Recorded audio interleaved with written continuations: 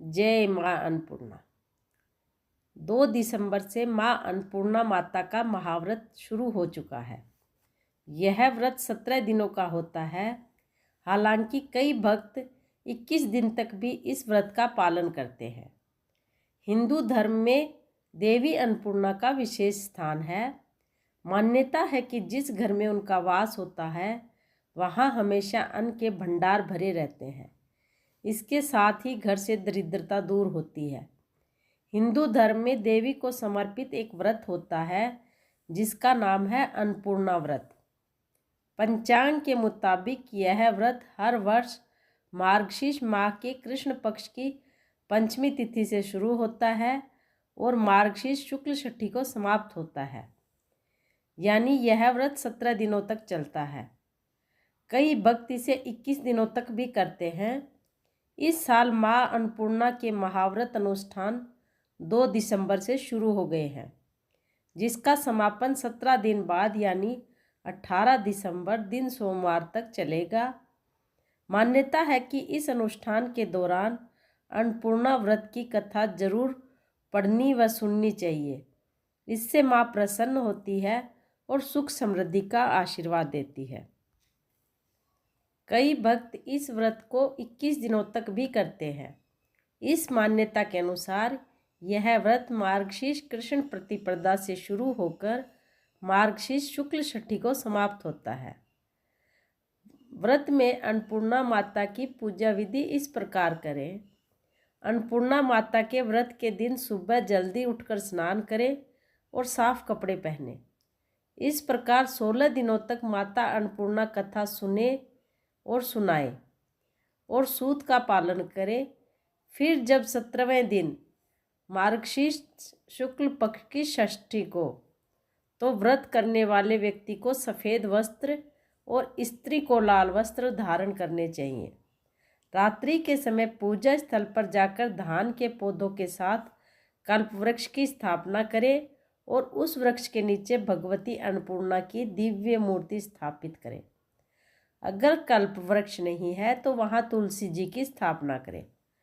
पूरे घर और रसोई घर चूल्हे को साफ करें और गंगा जल छिड़क कर शुद्ध करें। चूल्हे पर हल्दी, कुमकुम, चावल के फूल चढ़ाएं, धूप दीप जलाएं। इसके साथ ही देवी पार्वती और शिव की भी पूजा करें।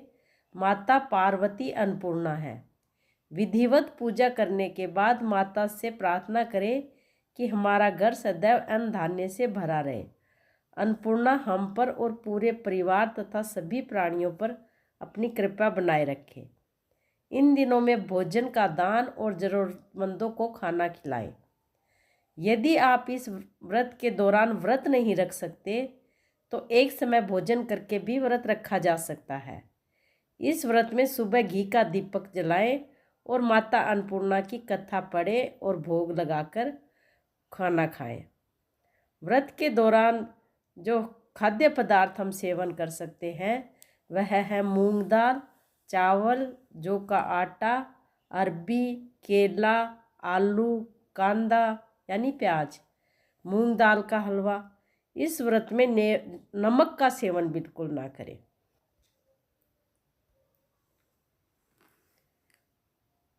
माँ अन्नपूर्णा माता के महाव्रत की कथा इस प्रकार है। एक समय की बात है, काशी निवासी धनंजय की पत्नी का नाम सुलक्षणा था। उससे अन्य सब सुख तो प्राप्त थे, केवल निर्धनता ही उसके दुख का एकमात्र कारण थी। यह दुख उसे हर समय सताता रहता था। एक दिन सुलक्षणा पति से बोली, स्वामी आप कुछ ऐसा यत्न करो तो काम चले। इस प्रकार कब तक काम चलेगा? सुलक्षणा की बात धनंजय के मन में बैठ गई और वह उसी दिन विश्वनाथ शंकर जी को प्रसन्न करने के लिए बैठ गया और कहने लगा, हे देवाधिदेव विश्वेश्वर, मुझे पूजा पाठ कुछ आता नहीं, केवल आपके भरोसे बैठा हूँ। इतनी विनती करके वह 2-3 दिन भूखा प्यासा बैठा रहा। यह देखकर भगवान शंकर ने उसके कान में अन्नपूर्णा अन्नपूर्णा अन्नपूर्णा इस प्रकार 3 बार कहा। यह कौन है, क्या कह गया? इसी सोच में धनंजय पड़ गया कि मंदिर से आते ब्राह्मणों को देखकर पूछने लगा, पंडित जी, अन्नपूर्णा कौन है? ब्राह्मणों ने कहा कि तू अन्न छोड़ बैठा है, सो तुझे अन्न की ही बात सूझती है। जा घर जाकर अन्न ग्रहण कर। धनंजय घर गया, स्त्री से सारी बात की। वह बोली, नाथ चिंता मत करो, स्वयं शंकर जी ने आपको यह मंत्र दिया है, वे स्वयं ही इसका खुलासा करेंगे। आप फिर जाकर उनकी आराधना करो।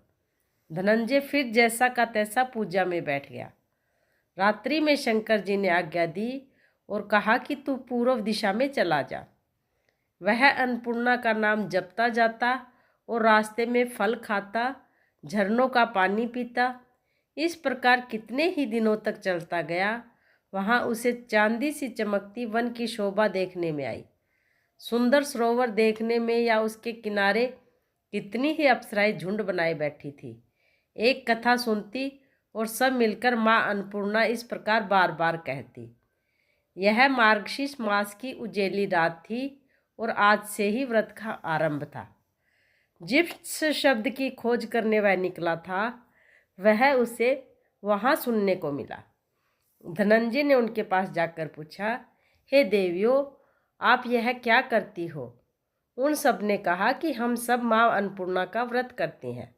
धनंजय ने पूछा कि व्रत पूजा करने से क्या होता है? यह किसी ने किया भी है या नहीं? इसे कब किया जाए? कैसा व्रत है और इसकी कैसी विधि है? मुझे भी विस्तार से बतलाओ। वे कहने लगी, इस व्रत को सब कोई कर सकते हैं। 17 दिन या 21 दिन तक के लिए 17 या 21 गांठ का सूत लेना चाहिए। 21 दिन यदि नहीं बने तो एक दिन उपवास करे। यह भी ना बने तो केवल कथा सुनकर प्रसाद ले। निराहार रहकर कथा कहे। कथा सुनने वाला कोई ना मिले तो पीपल के पत्तों को रख सुपारी या घृत कुमारी यानी कि ग्वारपाठा, वृक्ष को सामने कर, दीपक को साक्षी कर, सूर्य माता, तुलसी या महादेव को बिना कथा सुनाए मुख में दाना ना डाले। यदि भूल से कुछ पड़ जाए तो एक दिन उपवास फिर करे। व्रत के दिन क्रोध ना करे और झूठ ना बोले। धनंजय ने कहा कि इस व्रत के करने से क्या होगा? वे कहने लगी, इसके करने से अंधों को नेत्र मिले, लूलों को हाथ मिले, निर्धन के घर धन आए, बांझ को संतान मिले, मूर्ख को विद्या आए।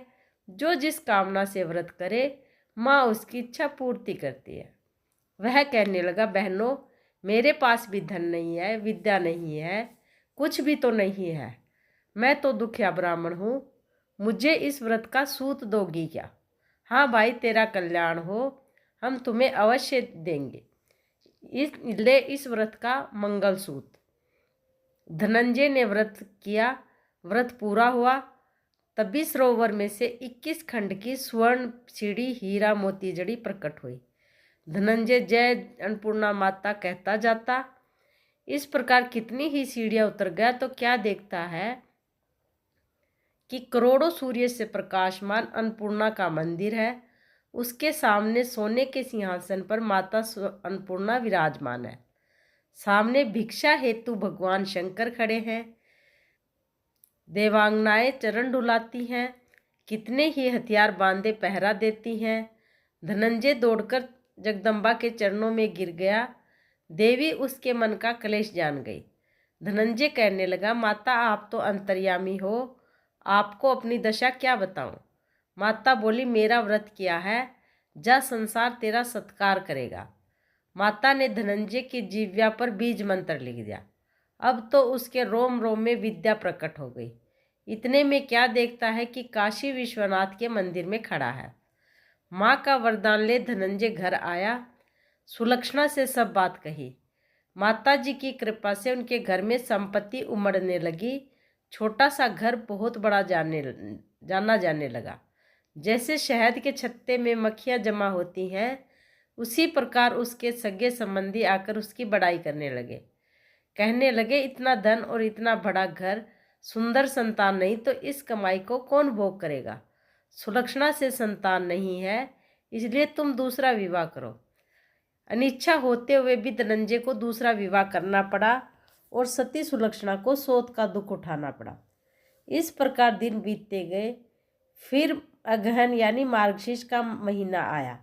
नए बंधन से बंधे पति से सुलक्षणा ने कहलाया कि हम व्रत के प्रभाव से सुखी हुए हैं, इस व्रत को छोड़ना नहीं है। यह माता जी का प्रताप है जो हम इतने संपन्न और सुखी हैं। सुलक्षणा की बात सुन धनंजय उसके पास आया और व्रत में बैठ गया। नई बहू को इस व्रत की खबर नहीं थी। वह धनंजय के आने की राह देख रही थी। दिन बीतते गए और व्रत पूर्ण होने में 3 दिवस बाकी थे। नई बहू को खबर पड़ी। उसके मन में ईर्ष्या की ज्वाला दहकने लगी। सुलक्षणा के घर आ पहुंची और उसने वहां भगदड़ मचा दी। वह धनंजय को अपने साथ ले आई। घर में धनंजय को थोड़ी देर के लिए निद्रा ने आ दबाया। इस समय नई बहू ने उसके व्रत का सूत तोड़कर आग में फेंक दिया। अब तो माता जी का प्रकोप जाग गया। घर में अकस्मात आग लग गई। सब कुछ जलकर खाक हो गया। सुलक्षणा जान गई। पति को फिर अपने घर ले गई। नई बहू रूठकर पिता के घर जा बैठी। पति को परमेश्वर मानने वाली सुलक्षणा ने कहा, नाथ, घबराना नहीं, माता जी की कृपा अलौकिक है। पूत कपूत हो जाता है, माता कभी कुमाता नहीं होती। अब आप श्रद्धा से और भक्ति से आराधना शुरू करो, वे जरूर हमारा कल्याण करेंगे। धनंजय फिर माता के व्रत के पीछे पड़ गया। वह फिर वही सरोवर सीढ़ी प्रकट हुई। उसमें माँ अन्नपूर्णा अन्नपूर्णा कहकर वह उतर गया। वहां जाकर माता के चरणों में रुदन करने लगा। माता प्रसन्न हो गई और बोली कि यह मेरी स्वर्ण की मूर्ति ले, इसकी पूजा करना, तू फिर सुखी हो जाएगा। जा, तुझे मेरा आशीर्वाद है।